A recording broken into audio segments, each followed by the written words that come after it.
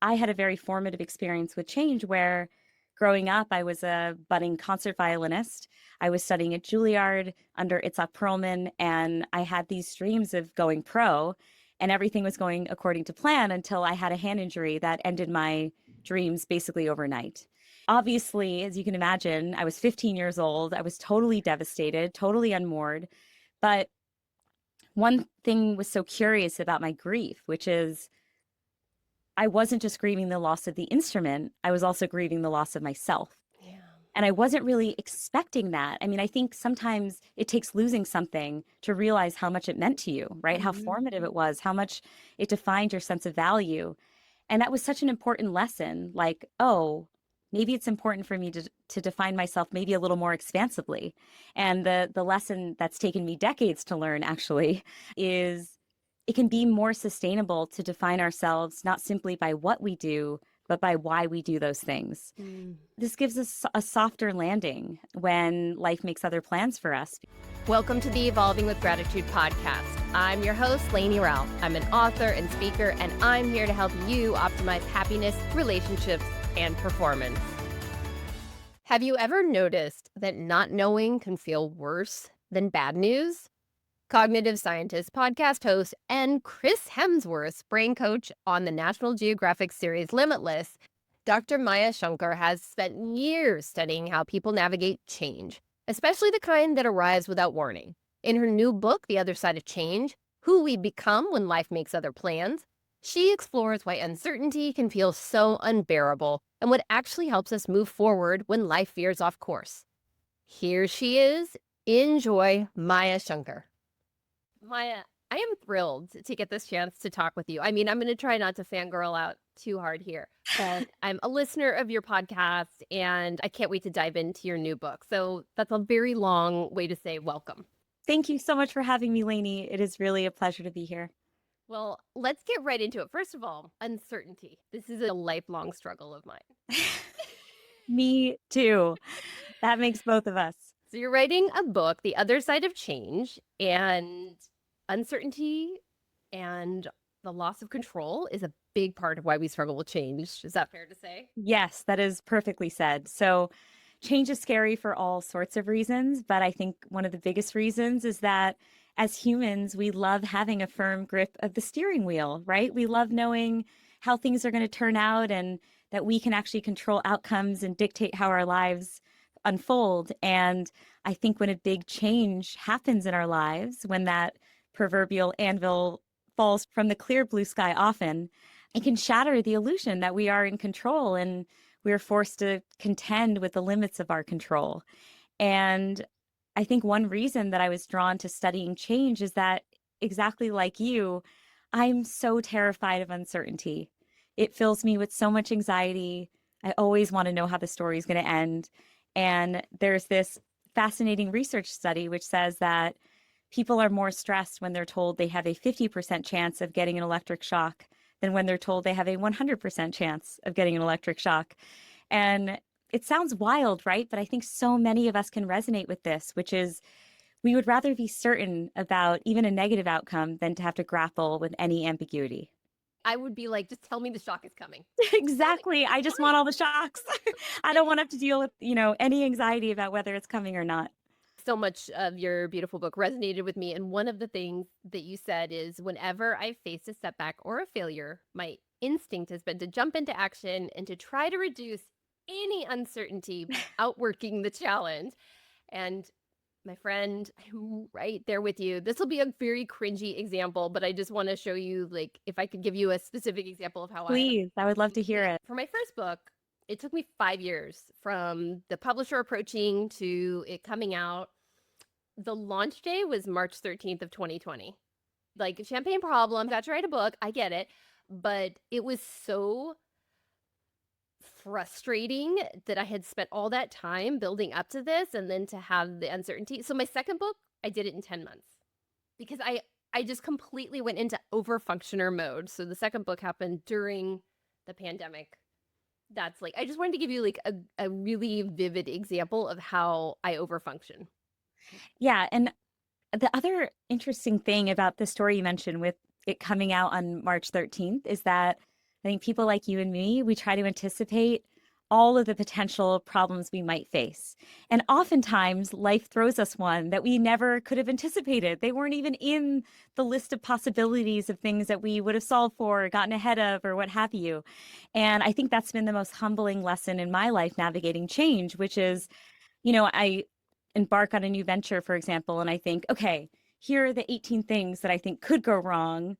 Let me preempt them and solve for them and make sure everything's still going to go okay. And then, of course, the universe throws me, that one that we never saw coming. And it's a very hard thing to grapple with.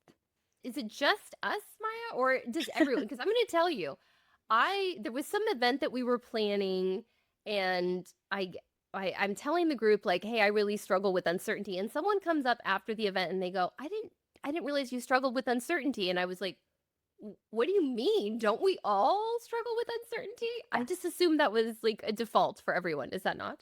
Absolutely. Change is accompanied by so much uncertainty, and our brains are not wired to enjoy uncertainty. It's an uncomfortable, Yeah. unpleasant feeling on average. Of course, there are always humans that are exceptions to the rule, but by and large, it's a pretty uncomfortable feeling if you're Okay. anticipating, that potentially something negative could happen and you don't really know what the outcome is.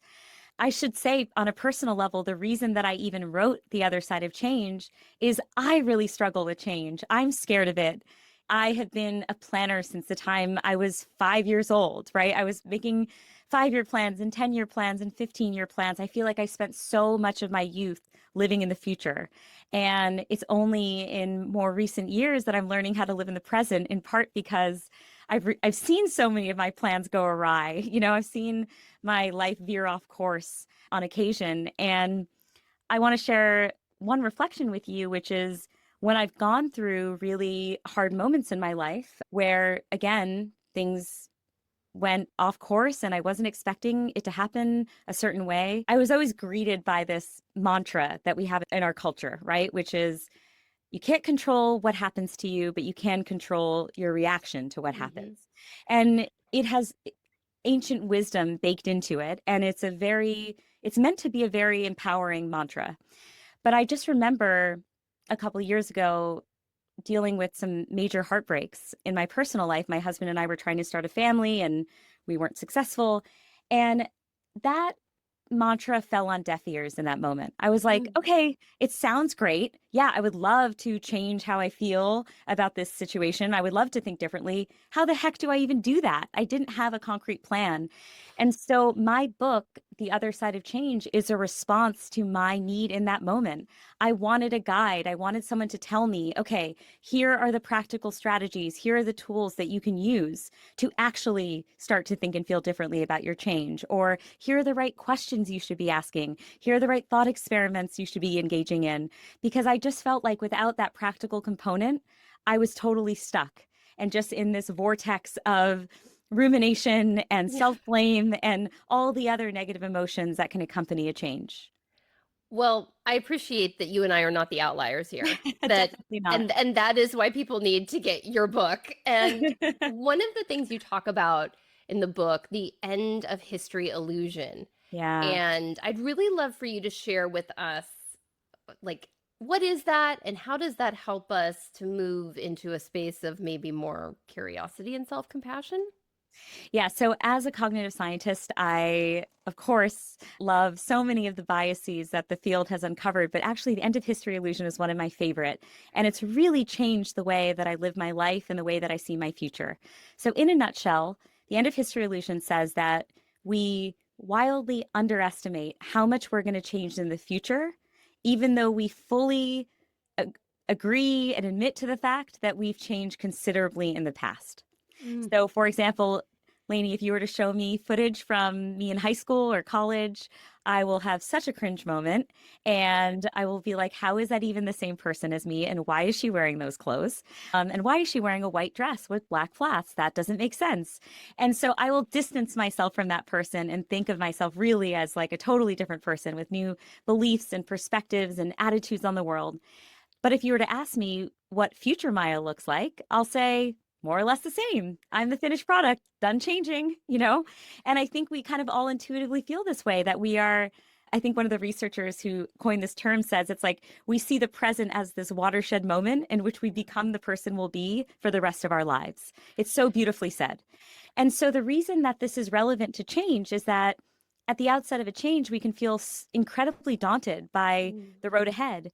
But we forget that we won't be the same person on the other side of change. We will actually be a different person, Yeah. one with new abilities and perspectives and values.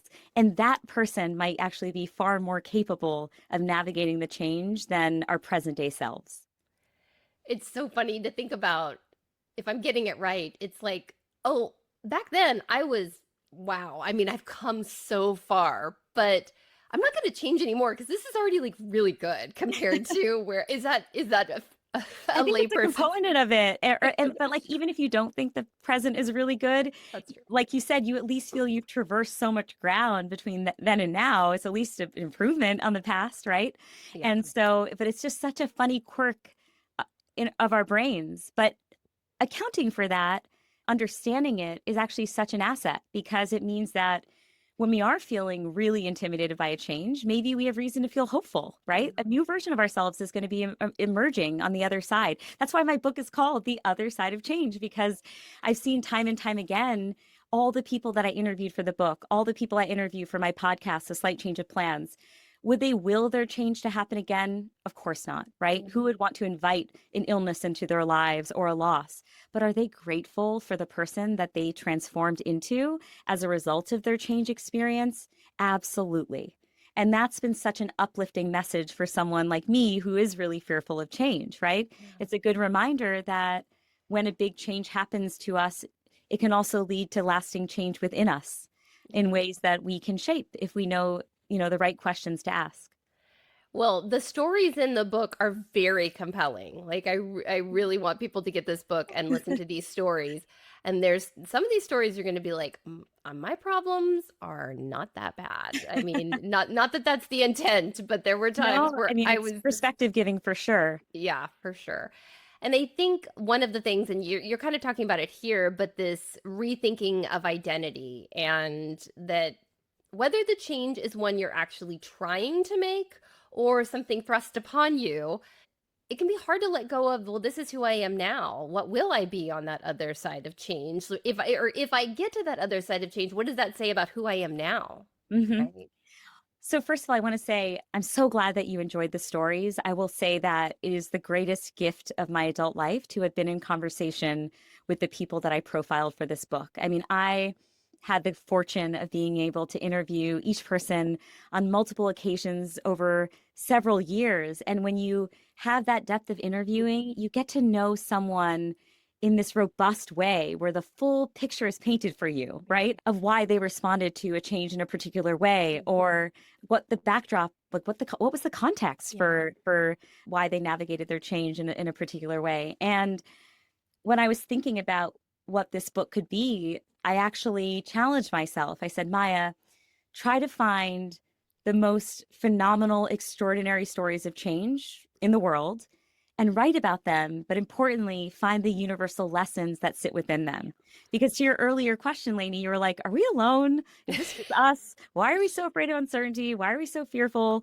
But it turns out that underneath the surface of these extraordinary stories lies very human lessons that apply to all of us when we're dealing with more ordinary changes, right? Like Mm. the end of a relationship or the loss of a job or an illness. And that is one of my favorite things to do in this space is again share the extraordinary but show how there's some sort of underlying unifying message that lies within it, because we're in a very divided moment in this world, and it's very therapeutic to be reminded of how much we have in common.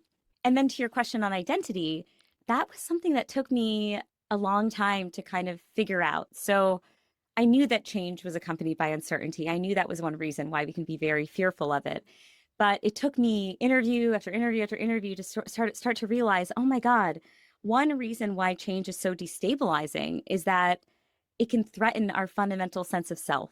So the roles or labels that we attached to our sense of value or self-worth are now being called into question. They're now being Mm. threatened. And that's very scary. Yeah. And I had a very formative experience with change where Growing up, I was a budding concert violinist.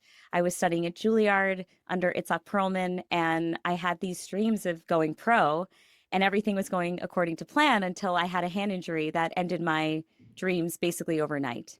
And so, obviously, as you can imagine, I was 15 years old. I was totally devastated, totally unmoored.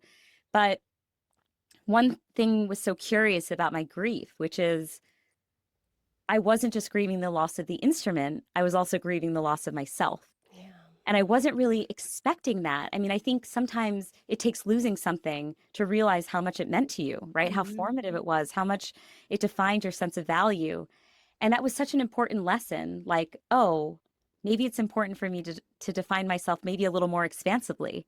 And the lesson that's taken me decades to learn actually is it can be more sustainable to define ourselves not simply by what we do, but by why we do those things. Mm. This gives us a softer landing when life makes other plans for us, because if I attach myself to the qualities of music that made me happy, like connecting with people emotionally or getting better at a craft or expressing my creativity, those traits still remain afterwards, right? Yeah. I even though I lost the violin, I still had those passions sitting within me. The essence was still there. And then the thought experiment became, well, where else can I find those passions? Yeah. So I would urge everyone listening to ask themselves what their why is. Why do they do the things they love? Can they define their identity in those terms, right? In my case, it was I'm a person who loves emotional connection. I'm a person who loves improving at something. And then can they find other outlets to express that passion? Maybe some of us have to relearn over and over again that we want to not tie our identity to what we do, but why we do it. Mhm. And another thing that you talk about in the book is possible selves. You describe a magic photo album filled with pictures of ourselves. See, I'm quoting you to you. I have to do this. This is Love so it. fun for me. I know it's like probably maybe it's cringy for you, but this is fun for me. How So, deeply you engaged with the book. That's so lovely. oh yes, yeah. I there's a lot of highlights in the book, trust me. Well, because what I love about the book is this balance of the stories and the science. And to me, that's a really, really important thing. And when you're talking about possible selves, you say a magic photo album filled with pictures of ourselves from a variety of possible futures. And that really stayed with me. So in everyday life, we're always conjuring up these possible selves, right? Visions of what our lives will look like in the future and who we can be. And they come in different categories. So hoped for selves are the versions of ourselves that we want to become, right? They represent our dreams and our wishes. Feared selves represent our worries and anxieties about how the future might turn out. And expected selves reflect what reality we think is most likely to unfold. So, yes, I may have dreams of becoming a pop star, but more likely than not, Maya's going to be a cognitive scientist in 5 years. Okay. So that's good or bad, what you think is most likely to happen. And when change strikes, it can really change the landscape of possible selves because we now have to generate a vision of who we can become that is rooted in our new reality. And that new reality often comes with a bunch of constraints. But here's the thing, we often restrict our imagination more than is necessary in the face of change. So we have all sorts of stereotypes about the futures that are available to people who have endured certain situations, like maybe they're a high school dropout, or maybe they're incarcerated, or what have you. And we think, oh, their futures are limited in some way. And it's just not true. So the key task in this moment is to figure out how can we crack open our imagination and conjure up more promising, positive future selves in our new environment.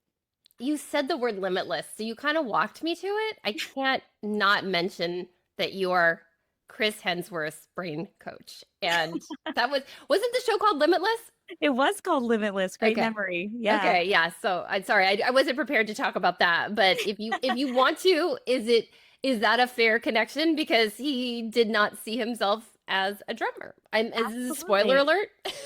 My mission was to push Chris's brain to tap into our brain's incredible capacity for neuroplasticity and to help him strengthen his brain to help resist age-related decline. And the task we agreed to was him learning how to play the drums and performing with Ed Sheeran in front of 70,000 people, which is totally wild. And I think very few people could have pulled that off, but I guess Chris was able to do it. And absolutely, he never envisioned a possible self in which he was playing the drums, let alone on this massive stage in a huge stadium. But to our earlier point, change can often unlock new abilities and new capabilities that we never ever saw coming. I love that. And whether it's, again, change that we are seeking to make or that is thrust upon us, we don't want to restrict ourselves. Exactly. We want to remain open to those possible selves. I really And appreciate I was just going to give a couple of strategies people can use when it comes to generating new, more hopeful selves.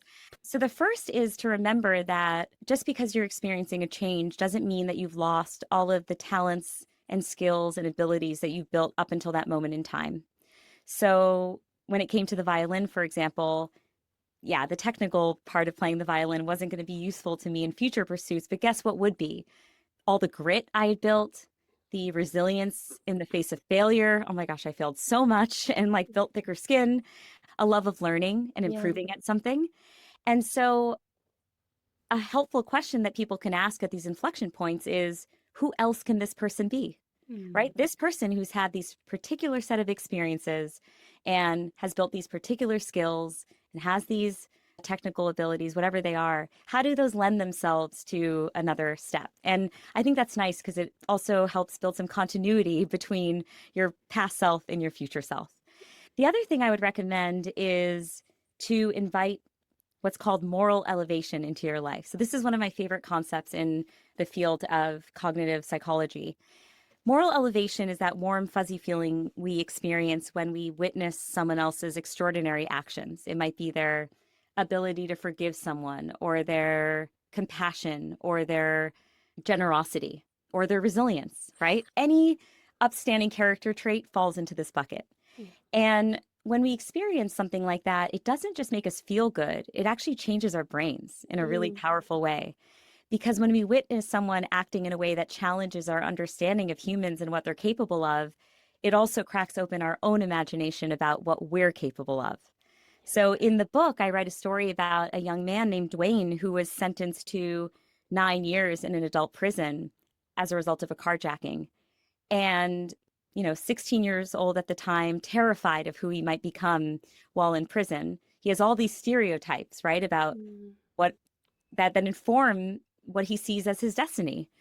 And then about a year into his sentence, he encounters someone who fills him with moral elevation. The way that this guy is violates Dwayne's expectations of what it can mean to be a prisoner, right? He's vulnerable and he cares for the younger prisoners and he teaches them how to box so they can protect themselves from violence. And he carries himself, as Dwayne says, like a man in uniform, right? He's so disciplined and he does 250 push ups before the guards even come by Mm. for count. And he irons his clothes each day. And like Dwayne says that this man was making a statement. This is my identity. I'm choosing to be a certain way. And when Dwayne saw that, he understood that maybe he had other futures available to himself that he had not previously thought possible. And so, with that more empowered mindset, when he later encountered a book of poetry that spoke to the experience in prison of young men of color, he was inspired to become a poet. And it was just because of that moment of moral elevation that it unlocked this. And fast forward today, Dwayne is a MacArthur Genius winner. He's a Yale Law School graduate. Yeah. He writes beautiful poetry that gives voice to people who are unrepresented. And I just think that's such a poignant illustration of the power of moral elevation. Well, I got chills as you were saying it, and that is one of my favorite stories in the book is that moral beauty and the kind of the awe. Like I know you mentioned Dacher Keltner's work. I'm a big fan. He's been on the pod too. Oh, I love Um, that. I love and Jack. I just think that that story is so incredibly lovely to show how someone could overcome what they have said as their own limitations by seeing such good in someone else in their same position. So Yeah, and what I love is how flexible a tool moral elevation is. So Mhm. in my own life, when I was reflecting on moments where I felt elevated, one that came to mind was after the horrific shooting in South Carolina in Mother Emanuel Church. I witnessed on TV the daughter of one of the victims expressing forgiveness to the racist killer. And I was totally stunned by her capacity to forgive. I thought, oh my God, humans are capable of a forgiveness, a depth of forgiveness that I did not even think possible. But what's so interesting, Lainey, is that it's not like in that moment I was choosing whether or not to forgive someone or I was seeking someone else's forgiveness. What moral elevation does is no matter what we're going through in our lives, it helps us see that more is possible. So Yeah. I saw this woman's example and it cracked open my own imagination around whether I was capable of more kindness or more empathy or more courage. You know, it doesn't have to be in the domain you witness, right? In the case of Dwayne, he witnesses this other prisoner. They didn't go on to do the same things, right? He wasn't hoping to have that same leadership presence that this man had in prison, and that was okay. I think all change has the potential to be positive. Is that fair to Yeah. say? Yeah. Not all of it will be positive, of course. Like one Yeah. thing I was so intent on with this book was giving a realistic understanding of how harrowing change can be. It's just that there are unexpected opportunities that sit Yeah. on the other side of change. That's an important nuance. I Yeah. appreciate that. And I've had years of interviewing brilliant people such as yourself, social scientists and neuroscientists, and I'm writing articles about them, but I sometimes just sit down and process. And one of the articles I wrote after interviewing Katie Milkman, actually it was a while after I'd interviewed Katie, but it was after hearing other conversations, but the psychological cost of change. Mm, And so we've talked about identity, which is one of the ones that has come up a lot for me. Then there's also, and these are just the ones that are resonating with me. So I kind of want you to feel free to poke holes in it, be like, Lainey, that's not actually that big a one, or hey, you're totally missing out on other ones. But so identity friction was one of them, present bias, that I just want it to be like easy now. And that's like something I would have to do for my future self. No yeah. thanks. I'd rather just be happy now. And then also just habitual efficiency, the fact that our brains like what's familiar because that's easier. So those are just some of the things that I think of that make change psychologically costly. Am I missing some other big ones, or No, is there? present bias is and both of them are huge. Yeah. And of course you're absolutely not alone in wanting to prioritize your present day self because often working towards the future self is uncomfortable and hard. Yeah. So one challenge even with the possible selves experiment is that you can conjure up all sorts of selves, but they often require a lot of hard work to achieve those selves, right? So going back to Dwayne's story, he didn't become a poet overnight. He Right. wrote poetry like it was his daily exercise. In his first year after stumbling upon the book that inspired him, he wrote 1,000 poems, right? So it requires a deep commitment. And I would say it's funny you mentioned Katie Milkman. She's a dear friend of mine. She has two really effective strategies for motivating behavioral change. So, one, and I'm sure you guys talked about some of these, one is my favorite one that I use all the time in my daily life. Can I guess? Yeah, please. Temptation bundling. Yeah, it's temptation I had, bundling. I'm sorry, I didn't want to steal your thunder, but I think didn't you write about it in the book? I do. I write about Okay, the so book. so I was locked and loaded with that because that's actually Yeah. my favorite one too. Sorry. Go Yeah, ahead. it's so effective. So all that temptation bundling requires is to pair the undesirable hard thing that you're trying to do. So maybe it's working out or writing or what are other hard things? I don't know. There's so many hard things. Almost everything that we work towards has some element of challenge. And then you pair that with a desirable activity that gives you an immediate reward. So, for example, let's say I'm trying to maintain a cleaner home, right? I need to fold my laundry.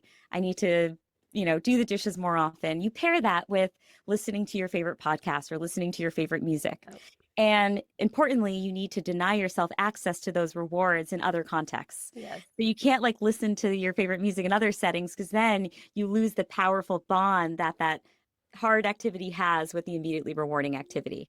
Yeah. And I really do feel like it's changed my life. I wonder what kind of temptation bundling you do, Lainey. Katie and I talked about this. She's like, it's good for things other than exercise. I'm like, girl, exercise is the hard one for me. But I really appreciate what you said about like cleaning the house. So, like, a really good temptation bundling would be to clean the house while listening to Maya on A Slight Change of Plans, because that is a joyful experience that will motivate you. You only get to do it while you're cleaning the house. Yeah. No, I think those are I the love your temptation bundle. Thank you very much.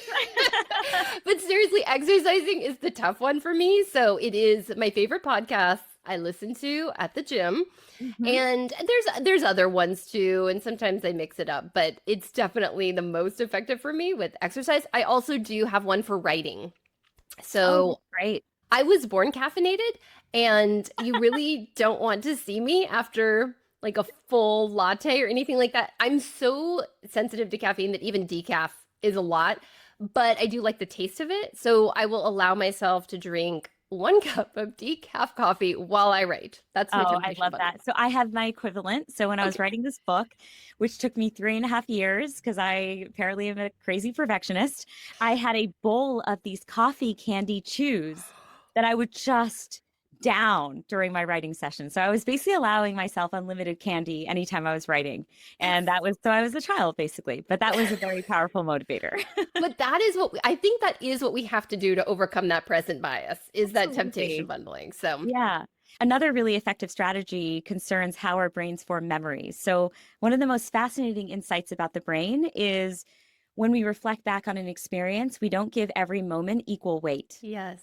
So, we give more emphasis and more weight and value to the peak moment of the experience, whether negative or positive, just like the most emotionally heightened part, and then the end of the experience. So, what you should do to try to sort of hack your brain, hack the system, is introduce something a little bit pleasurable at the end of a hard thing. So, let's say you work out, Mm, you make the workout a little bit less hard at the end, or you cool down in a way that's really enjoyable because maybe, let's say, you really enjoy deep breathing or stretching or whatnot. You will actually remember the experience more favorably than you would if you ended on that really high intensity workout. And it'll make it more likely that you return to the task in the future. oh my gosh, you're blowing my mind because I actually do this and I didn't even realize I did it. This is going to sound super bougie, but my gym has a sauna. And what I do is after the workout, I go into the sauna. I kind There of you just go. want to get to that sauna, I know, really. but that's great because now you associate going to Yeah. the gym and working out with sauna time, and it got a little bit more weight in your memory of the Okay. experience. So that's you see, you're a behavioral scientist, you don't even know it. I'm definitely not, but now I feel validated and but see the awareness of it because I just happened to be doing it the last few times I was going to the gym, but now that I know that's actually helping motivate me, I hope no one's like the key takeaway from this episode is that Lainey needs a lot of motivation to get to the gym, but no, you've given so many nuggets. Okay, hold up. We all need motivation to do hard things, Yeah. okay? Yeah, that's And so true. life is so busy and there's so much distraction. And in this collective moment in the world, we're also feeling very exhausted Yeah. and somewhat disconnected. And so I think it's completely understandable that you would feel this way. And I implore you to have more self-compassion. Oh my goodness. The next time I'm having one of these moments, I'm going to say, what would Maya say to me? Yeah, be nicer to yourself, girl, I just like the rest of appreciate us. it. I appreciate that. I don't want to give away too much of your story. First of all, your story and your journey to parenthood is something that deserves way more time than we have for this conversation, but you do it beautifully in the book. And there's a whole episode on a slight change of plans where you talk about your journey. There was a moment in that difficult time a few years ago where Jimmy encourages you to practice gratitude. Yeah, Gratitude is something that I write and speak about. And sometimes people give a look like, don't get toxic positivity on me. Now, totally. I think that gratitude is about not ignoring the hard, refusing to overlook the good. But I would just love to hear what are your thoughts on that when your husband, in this very, very difficult moment, is like, let's practice some gratitude. Yeah. So well, I should start off by saying that you're reminding me that when I recorded the episode of A Slight Change of Plans, it was the day after we had had our second pregnancy loss, when we had lost identical twins with our beloved surrogate. And now that so much time has passed, and in the writing of the final chapter of the book, that distance Mm, gave me so much insight into my experience. And there's a meta lesson in that, which is when we're in the throes of change, we don't always see how much we're learning and how much yeah. we're changing and how transformative the experience is. So hold on to some hope, everyone. Like for anyone who's in it, like they're in the throes of it right now and it feels like there's nothing redemptive about their experience. I was like you. I was in that situation. I was like, there is nothing good to be had from this. This is just crappy through and Yeah. through. But I see what my husband and I went through so differently now and from a new vantage point where I actually do feel deep gratitude for the person I've become and for the insights that I learned from going through this very arduous, at the time, really, really deeply devastating experience. So I just want to share that. Yeah. Second is my husband, actually, he's a software engineer, but he unknowingly engaged me in what psychologists call a self-affirmation exercise. So this is when you turn the spotlight towards all the parts of your identity that remain intact as you're navigating a change.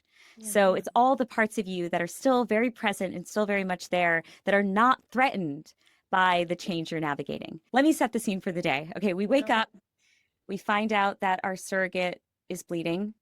We then have a doctor's appointment where we see two healthy beating hearts. So our hopes are super high. And then we learn that there's a miscarriage of the twins a few hours later. So this was the most hellish emotional roller coaster of a day you can imagine. And that night, as we were getting ready for bed, Jimmy, my husband, comes into our bedroom and goes, Mai, that's his pet name for me. He's like, Mai, let's just focus on a couple things that we're really grateful for. And if I'm going to be honest with you, Lainey, I was like, oh, hell no. Okay. I was like, bro, take your Instagram nonsense, go into that corner, you do your little gratitude thing. I am going to stay here in bed and mope. Okay. I was like, not having it. I'm like, after today, it felt honestly jarring Yeah. to practice gratitude given how I was feeling at the time. But he, eventually wore me down and I started to practice the exercise and all these things started to come to mind. So it's like, oh my God, I'm really grateful that I've gotten to work with the same people for over 10 years and we're all like still really, really close friends. How amazing is it that I've spent my adult life with my close friends and get to work with them? Yeah. I'm so lucky that I get to be an aunt to my 6 nieces and nephews. I'm so grateful that I get to work out with my personal trainer over Zoom. All these things, like I'm so grateful to live in California, to have the beautiful, strong rays of the California sun on me every day when I wake up. And as I was reciting the list of things that make me, that make my life full, something magical started to happen. I swear to God. I'm not even a spiritual person, but I felt transformed in that moment, which was I was zooming out and I was seeing how incredibly rich and multifaceted my identities are, and how there were so many things in my life that I found great meaning in, even though I was maybe not going to become a mother. And I'm sure a lot of people can relate to this, but sometimes when we are chasing after a goal, in this case, starting a family, you become so single-mindedly focused on that goal that you develop tunnel vision. You forget about everything else that matters to you, everything else that you take deep pride in. And it was just this wonderful psychological distancing that occurred. And I left that conversation with my husband thinking, I felt before this that I was fully broken and that I'd lost everything, because that's the trick our minds will play on us. But actually, so much is still intact. Like there's so much Maya Yeah. that's still there in my life. And so it was this really, really beautiful moment and a great example to me of the science working in my actual life. That's such a beautiful example of how transcendent gratitude is. I get a little defensive, not against you, you're great. I get defensive when people label gratitude as like woo woo, when it's actually very, very powerful and lots of science Totally behind it. science-based. Yeah, Yeah. there's so much Yeah. science. Exactly. No, that's not woo-woo. Well, thank you for sharing that in such a beautiful way. I do want to ask you two final questions. One is I just want to give you an opportunity to share something that maybe you haven't shared already or that you can't share enough. You would shout it from the rooftops. Distraction is actually a healthy, productive tool and coping mechanism in the face of change. So particularly in the Western world, I think we have a narrative that is circulating, which is that we have to confront head on and persistently our negative emotions. Otherwise, they will rear their ugly heads at some point in the future with even greater vengeance. And that is simply not true. Recent research reflects a much more complex story, one that speaks to individual differences and the fact that actually, when we're experiencing something really negative and we distract ourselves and we don't feel like that negative thing keeps surfacing, that's a good sign that it's actually a healthy, productive tool to use. As if the change isn't already bad enough, people are thinking, oh my God, and I'm not processing it right now. And so Yeah. I'm doing myself a disservice and my future self a disservice. And why am I not just spending all of my hours every single day in therapy? Well, guess what? Sometimes you just need a breath. You need to Yeah. watch a rerun of The Summer I Turned Pretty. You need to Yeah. watch The Bachelor or Love is Blind. You need to Yes. just you need to cook or knit or whatever the thing is that you like to do. And giving yourself these breaks, these mental breaks away from the challenging or traumatic experience you're going through can long term be fantastic. So I just want to de-burden people on that front. Wow. I love that so much, especially thinking about how we don't want to ruminate. And I've never really heard anyone say it like that, that distraction can be what breaks that cycle of rumination. If I got that right. Is that fair to say? Yes. So distraction, again, if you're distracting yourself, it's not a sign necessarily that this thing is going to be even worse down the line. That's just not true.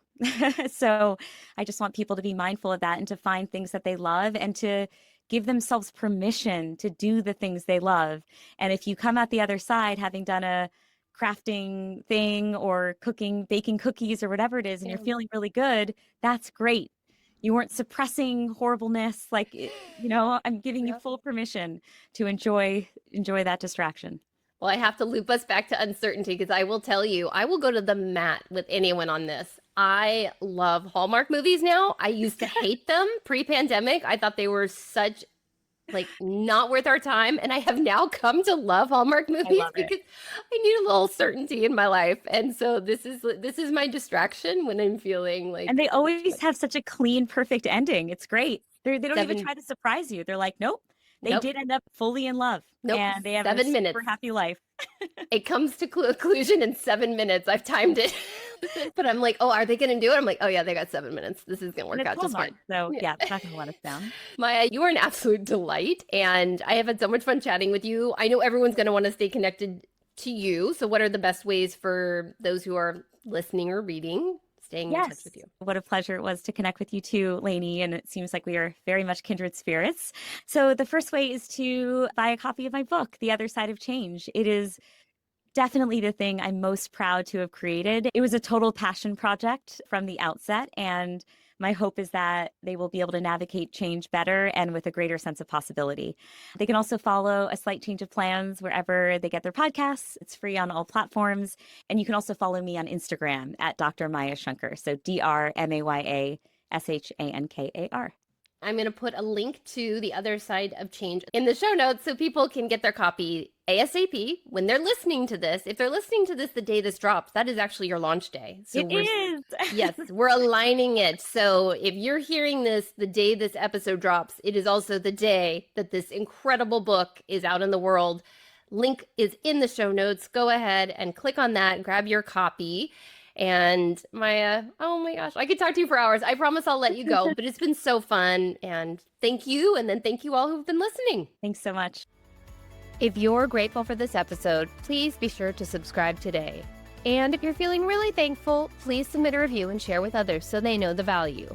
One last thing, please connect on social media using the hashtag evolvingwithgratitude to share your gratitude stories.